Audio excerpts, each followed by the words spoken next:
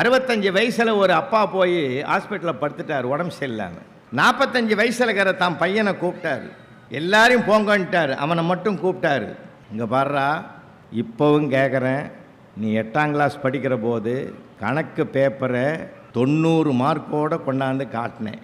நான் அப்போவே கேட்டேன், நீ 90 வாங்குற ஆள் இல்லைடா, இந்த பூஜ்ஜத்தை நீ தானே போட்டேன்னு கேட்டேன். இல்லவே இல்லைன்னு.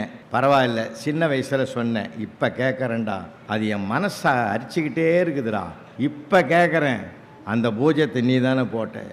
சத்தியமாக இல்லைப்பா, அன்னைக்கு ஒரு பேச்சு இன்றைக்கி ஒரு பேச்சு இல்லைப்பா, பூஜ்ஜத்தை நான் போடவே இல்லைப்பா, அந்த 9 தான்ப்பா போட்டேன்னா. அப்பாவுக்கு உடம்பு நல்லாயிடுது சார்.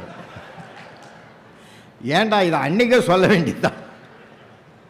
வாழ்க்கையில் மகிழ்ச்சியாக இருப்பேன் சார். சிரித்து கலகலப்பாக இருக்கிறது நமக்கு மட்டும்தான் சார் சொத்து.